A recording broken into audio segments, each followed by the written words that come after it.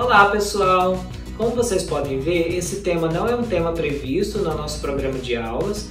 Foi um tema solicitado por uma grande amiga que é uma das inscritas do canal, que tem muita dúvida sobre esse assunto, que é a colocação pronominal. O que é a colocação pronominal? Nós temos pronomes pessoais do caso reto e pronomes pessoais do caso oblíquo.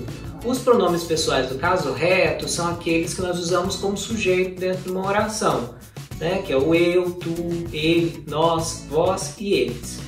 Como objeto, no entanto, nós não usamos esses pronomes pessoais do caso reto. Nós usamos os pronomes pessoais do caso oblíquo, no caso o, lhe, os, e assim sucessivamente.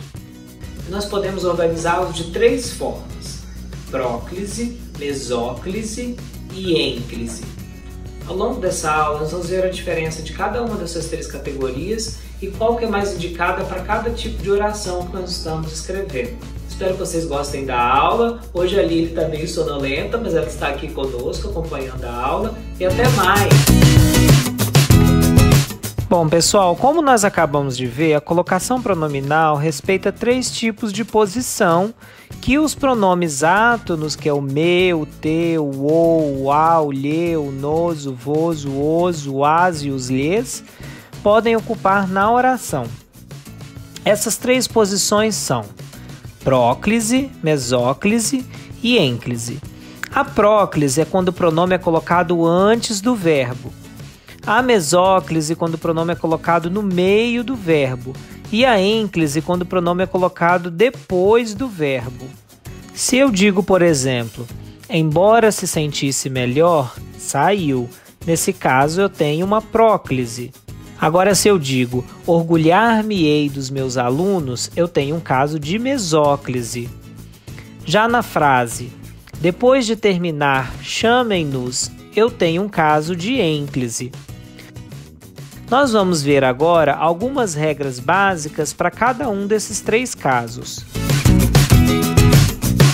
A primeira regra básica para o uso de próclise é que esta nunca deve ser empregada no início da oração.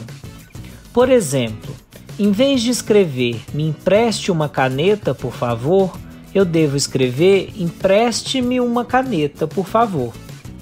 A segunda regra básica é que existem elementos atrativos que puxam o pronome.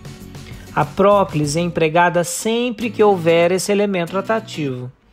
Os elementos atrativos são: 1. Palavras de sentido negativo. Na frase "nunca me falte com a verdade", o nunca atrai o pronome para perto de si. 2. Advérbios. Na frase "naquele lugar se vive bem", a locução adverbial "naquele lugar" atrai o pronome se. 3. Pronomes. Na frase "aquilo me irritou", o pronome demonstrativo atrai o pronome oblíquo para perto de si. 4. Preposições seguidas de gerúndio. Na frase "em se tratando de saneamento, precisa-se investir muito", a preposição em atrai o pronome se seguido do gerúndio tratando. 5. Conjunções subordinativas.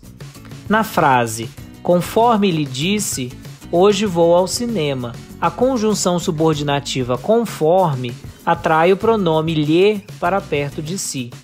Aproveita esse último caso para lhe recomendar o nosso vídeo sobre as orações subordinadas adverbiais e as conjunções subordinativas. O link está na descrição. Vamos agora às regras para o uso de mesóclise.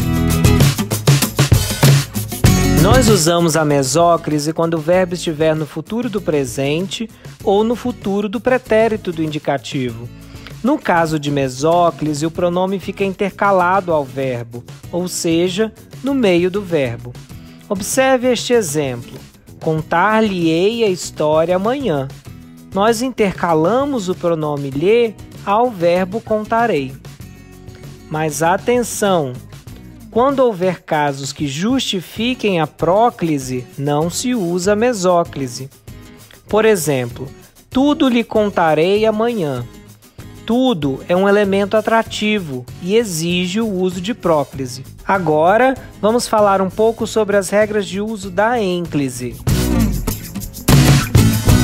Quando o uso da próclise e da mesóclise não for possível, devemos usar a ênclise.